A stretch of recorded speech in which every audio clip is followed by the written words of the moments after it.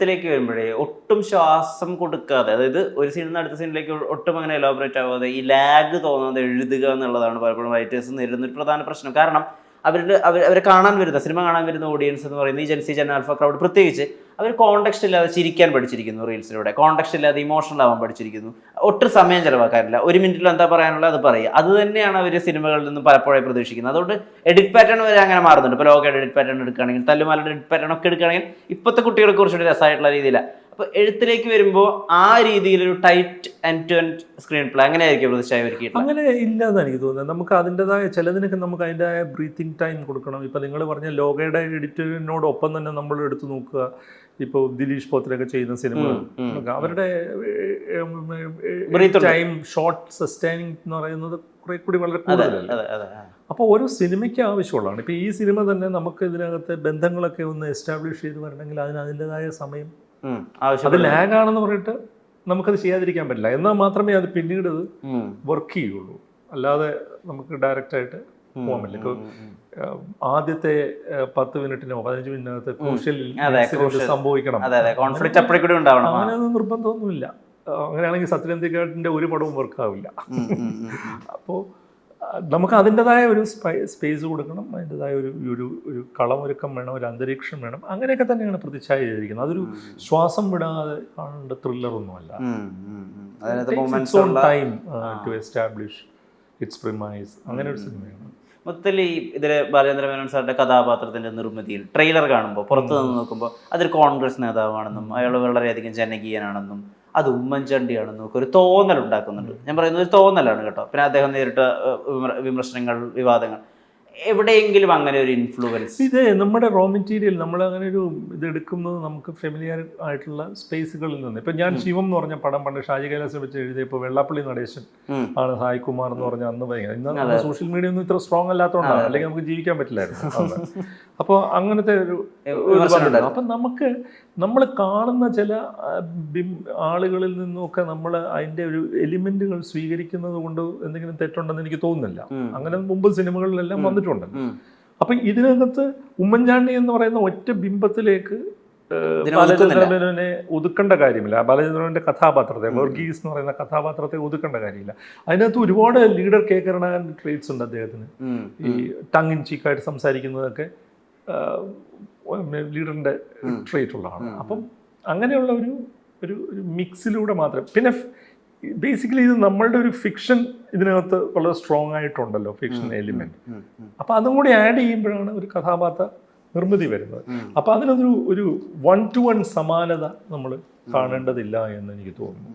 പ്രതിച്ഛായ ഉണ്ടാക്കാൻ ഒരു ഏജൻസി ഉണ്ട് ഇന്ന് പലപ്പോഴും. ഇപ്പം ഞാൻ പലപ്പോഴും നമ്മുടെ ഈ സോഷ്യൽ മീഡിയയുമായി ബന്ധപ്പെട്ടുള്ള പലരോട് സംസാരിക്കുമ്പോൾ നമുക്ക് അറിയാൻ പറ്റുന്നത് ഈ ഒരു ഇലക്ഷൻ മാത്രം ഏകദേശം ഒരു 400 കോടിയുടെ ഒരു PR ഫണ്ടിങ് പല രീതിയിലായിട്ട് മാറി മറിഞ്ഞേക്കും. അത് അൺഒഫീഷ്യലായ കണക്കുകളാണ്.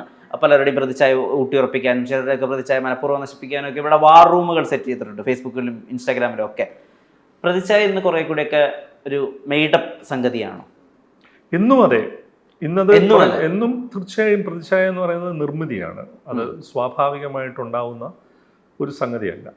ഇപ്പൊ നിങ്ങൾ ഈ ഇന്റർവ്യൂവിന് വരുമ്പോൾ എന്നെ കുറിച്ച് നിങ്ങൾക്കൊരു ധാരണയുണ്ടല്ലോ, അതൊരു പ്രതിച്ഛായല്ലേ. അല്ലാതെ നമ്മൾ തമ്മിൽ വലിയ പരിചയവും ഒന്നുമില്ലല്ലോ. ഇനി പരിചയം ഉണ്ടെങ്കിൽ പോലും ഈ പ്രതിച്ഛായ ശരിയാണോ എന്നുള്ളത് നമ്മൾ നിരന്തരം ചെക്ക് ചെയ്തുകൊണ്ടിരിക്കുന്ന ഒരു അവസ്ഥയുണ്ട്. അപ്പൊ ഞാൻ പറഞ്ഞ പ്രതിച്ഛായ രാഷ്ട്രീയത്തിൽ മാത്രമല്ല. അപ്പൊ നമ്മൾ സിനിമയിൽ പറയുന്നുണ്ട്, ഇന്ന് രാഷ്ട്രീയത്തിൽ വ്യക്തികളില്ല, പ്രതിച്ഛായകൾ മാത്രമാണ്. അപ്പൊ പ്രതിച്ഛായ നിർമ്മിതി ഇന്ന് ഏത് രാഷ്ട്രീയ പ്രവർത്തനത്തിൻ്റെയും ഏറ്റവും പ്രധാനപ്പെട്ട ഒരു സംഗതിയാണ്. അതിനാണ് ഒരുപാട് ഇൻവെസ്റ്റ്മെന്റ് നടക്കുന്നത്. ഇന്ത്യയിലെ കഴിഞ്ഞ 3 തിരഞ്ഞെടുപ്പുകളെ കുറിച്ച് പഠിച്ചിട്ടുള്ള ആളുകൾ, പൊളിറ്റിക്കൽ സയൻറ്റിസ്റ്റുകൾ പറയുന്നത് ബില്യൺസ് ആണ് സൈബർ സ്പേസിൽ ഒഴുകുന്നത് ഈ പ്രതിച്ഛായ നിർമ്മിതിക്കും. ഡാറ്റാ സയൻസ് അത്രത്തോളം. അപ്പം നമ്മുടെ തിരഞ്ഞെടുപ്പുകളെ ഇപ്പോൾ ഫലപ്രദമായിട്ട് മാനേജ് ചെയ്യുന്നത് ഡാറ്റാ സയൻസ് ആണ്, സൈബർ സ്പേസിലുണ്ടാകുന്ന ഇടപെടലാണ്, അൽഗോരിതം കൺട്രോളാണ്. അപ്പോൾ അതെല്ലാം നമ്മൾ അഡ്രസ്സ് ചെയ്യേണ്ട ഒരു സംഗതിയാണ്. നിങ്ങൾക്ക് ആരെ വേണമെങ്കിലും പുണ്യാളനാക്കാം, ആരെ വേണമെങ്കിലും നിങ്ങൾക്ക് പിശാചാക്കാം, നശിപ്പിക്കാം, നിർമ്മിക്കാം, അവതർമ്മിക്കാം. ഇതൊക്കെയാണല്ലോ അതൊരു പ്രധാനപ്പെട്ട പ്രശ്നമാണ്. ഓരോ രാഷ്ട്രീയക്കാരനും അഡ്രസ്സ് ചെയ്യേണ്ട പ്രശ്നമാണ്. അയാൾക്ക് അതിൽ നിന്ന് മാറി നിൽക്കാൻ പറ്റില്ല. ഇനി ഞാനിരുന്നില്ല എന്ന് പറഞ്ഞ് മാറി നിൽക്കാൻ നിങ്ങൾക്കൊരു ശുദ്ധ സ്ഥലമില്ല. എല്ലാ സ്ഥലവും ഇത് വ്യാപിച്ചു കഴിഞ്ഞിരിക്കുന്നു. അപ്പോൾ അതിനോടൊത്ത് നിങ്ങൾ ആ ഡ്രിഫ്റ്റിനൊത്ത് നിങ്ങൾ പോയേ പറ്റുള്ളൂ. അപ്പോൾ അതിൻ്റെ ഗുണദോഷങ്ങളുണ്ട്, അത് നമ്മൾ ഫേസ് ചെയ്തേ പറ്റുള്ളൂ. ഡെമോക്രസിയുടെ വേറൊരു ഫേസായിട്ട് അതിനെ കാണണം, ജനാധിപത്യത്തിൻ്റെ വളർച്ചയുടെ വേറൊരു തലമായിട്ട് അതിനെ കാണേണ്ടി വരും. സാർ ഇപ്പോഴും ഒരു ഇടതുപക്ഷ സഹയാത്രികനാണോ? തീർച്ചയായിട്ടും. ഞാൻ വായന തുടങ്ങിയ കാലം മുതൽ എനിക്കുള്ള ഇടതുപക്ഷം സമം CPM എന്നില്ല കേട്ടോ. ഇല്ല, ഞാനും ഇടതുപക്ഷ സഹയാത്രികനെന്ന് പറയുന്നില്ല. I M basically A leftist. ഞാനിപ്പോഴും ആവർത്തിച്ച് വായിക്കുന്നത് എന്ന ഒരു 4 or 5 എഴുത്തുകാരിൽ ഒരാൾ കാൾ മാർക്സാണ്. ഓരോ വായനയിലും നമുക്ക് പുതിയ കാര്യങ്ങൾ തരുന്ന ഒരാളാണ്. അപ്പോൾ തീർച്ചയായിട്ടും നിങ്ങളുടെ ചോദ്യത്തിന് ഉത്തരം യെസ് എന്ന് തന്നെയാണ്. ഇപ്പോൾ ഈ കാൾ മാർക്സിൻ്റെ ദർശനങ്ങൾ എങ്ങനെ ഈ കാലഘട്ടത്തേക്ക് ഫിറ്റ് ഇൻ ചെയ്യുക? ഇപ്പോൾ ഉദാഹരണത്തിന് അന്നത്തെ ചില രീതികളൊക്കെ ഉണ്ടല്ലോ, പറയുന്ന ചില മാനദണ്ഡങ്ങൾ. ഇപ്പോൾ ഒരു കാറും ചുറ്റുമതിലും ഉണ്ടായാൽ അയാൾ ബൂർഷ, അല്ലെങ്കിൽ മാർക്സ് ഒരിക്കലും പറഞ്ഞിട്ടില്ല. മാർക്സ് പറഞ്ഞതല്ല. ഇപ്പൊ കമ്മ്യൂണിസ്റ്റിന്റെ പല അങ്ങനെ ദർശനങ്ങളുണ്ടല്ലോ, മാർക്സ് എഴുതിയതല്ല. പക്ഷെ അതിനെങ്ങനെ ഈ കാലഘട്ടത്തിൽ മാർക്സിനെ പോലെ ഒരു ഫിലോസഫറിന്റെ ദർശനങ്ങളെ പറ്റി നമ്മളൊരു പ്രതിഷയുടെ പ്രൊമോഷൻ സംസാരിക്കാന്ന് പറയുന്നത് അബ്സർഡ് ആയിട്ടുള്ള. എന്നാലും നിങ്ങൾ ചോദിച്ചതിന് ഉദാഹരണം പറയാം. മാർക്സ് എഴുതിയതെല്ലാം വിട്ടേക്കുക, ഞാൻ നിങ്ങളോട് സംസാരിക്കാം അതിനെക്കുറിച്ച്. മനോഹരമായ പാവകൾ ഉണ്ടാക്കുന്ന ഒരു ഫാക്ടറിയിൽ ഒരു തൊഴിലാളി പണിയെടുക്കുന്നു. അയാളുടെ ക്രിയേറ്റിവിറ്റിയാണ് ആ പാവ എന്ന് പറയുന്നത്. ആ പാവയുടെ ഡിസൈൻ അയാളുടെയാണ്, അതിനെ ഷേപ്പ് ചെയ്യുന്നത് അയാളുടെ വിരലുകളാണ്, അതിൽ മനോഹരമായ ഉടുപ്പ് തുന്നുന്നത് അയാളാണ്, ഉടുപ്പ് തുന്നി അത് ഫിനിഷ് ചെയ്ത് സ്വർണ്ണമുടി അതിൽ ഉണ്ടാക്കി വെക്കുന്നത് അയാളാണ്. അങ്ങനെ ആ പാവയെ അയാൾ ഉണ്ടാക്കുമ്പോൾ അയാൾ വല്ലാത്ത ആനന്ദം അനുഭവിക്കുന്നുണ്ട്. കാരണം എന്താണ്? അയാളുടെ ക്രിയേറ്റിവിറ്റിയുടെ എക്സ്പ്രഷനാണ്. അയാളും പാവയും രണ്ടല്ല, അയാളിലൂടെ ആ പാവ ഉണ്ടാകുകയാണ്, ഒരു ക്രാഫ്റ്റ്മാൻഷിപ്പ് നടക്കുക. അപ്പോൾ അതിൽ അയാൾക്ക് ഭയങ്കരമായ ആനന്ദമുണ്ട്, അയാളുടെ സർഗാത്മകത. എന്നിട്ട് അയാളത് ഫാക്ടറിയിൽ ഏൽപ്പിച്ചിട്ട് അന്നത്തെ പ്രതിഫലമായ 10 രൂപയും വാങ്ങിച്ച് അയാൾ പോകുന്നു. 2 ദിവസം കഴിഞ്ഞ് അയാൾ തൻ്റെ 3-4 വയസ്സുള്ള മകളുമായിട്ട് നടക്കാനിറങ്ങുമ്പോൾ അയാൾ ഉണ്ടാക്കിയ പാവ ഒരു കടയിലിരിക്കുന്നു. അയാളുടെ മകൾ പറയുന്നു, അച്ഛാ എനിക്ക് ആ പാവ വേണം എന്ന് പറയുന്നു. അപ്പോൾ അയാൾ ചെന്നിട്ട് ചോദിക്കുന്നു, എത്ര? അപ്പോൾ അവർ പറയുന്നു 4 രൂപയാണ് എന്ന് പറയും. അയാൾ താൻ ഒരു ദിവസം പണിയെടുത്തുണ്ടാക്കിയ 10 രൂപയിൽ നിന്ന് 4 രൂപ കൊടുത്ത് താൻ അപാരമായ ആനന്ദം അനുഭവിച്ചുണ്ടാക്കിയ ഒരു സൃഷ്ടിയെ ഒരു അന്യവൽക്കരിക്കപ്പെട്ട കമ്മോഡിറ്റി ആയിട്ട് വാങ്ങിച്ച് മകൾക്ക് കൊടുക്കുന്നു. ഇത് ഏത് കോണ്ടെക്സ്റ്റിലാണ് ഇറലവൻ്റ് ആകുന്നത്? ഏത് കോണ്ടെക്സ്റ്റിലാണ് ഇത് റിലവൻ്റ് അപ്രസക്തമാകുന്നത്?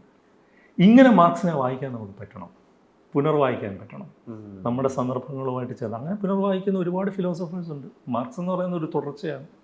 മാർക്സ് ഒന്നാണെന്ന് നിങ്ങളോട് ആര് പറഞ്ഞു? അതിൻ്റെ അവസാനത്തെ എസ് തന്നെ പ്ലൂറലാണ്. മാർക്സ് എന്ന് പറയുന്നത് എക്സ് ആണെങ്കിലും എസ് ആയിട്ട് എടുക്കുക. ഒരുപാട് മാർക്സുകൾ ഉണ്ട്. അത് നിരന്തരമായി തുടരുന്ന ഒരു സംഗതിയാണ്, ഒരു നൈരന്തര്യമാണ്.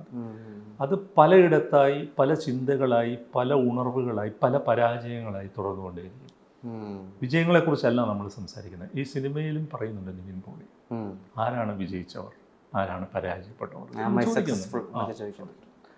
അപ്പോൾ വിജയത്തെക്കാൾ ഉപരി പരാജയപ്പെട്ട വിപ്ലവങ്ങളാണ് ലോകത്തെ മുമ്പോട്ട് നയിക്കുന്നത്. വിപ്ലവം വിജയിച്ചാൽ ഭയങ്കര ബോറാണ്, പിന്നെ വിപ്ലവം ഇല്ലല്ലോ. അപ്പോൾ പരാജയപ്പെട്ട വിപ്ലവങ്ങളിലാണ് ലോകത്തിൻ്റെ തുടർച്ച.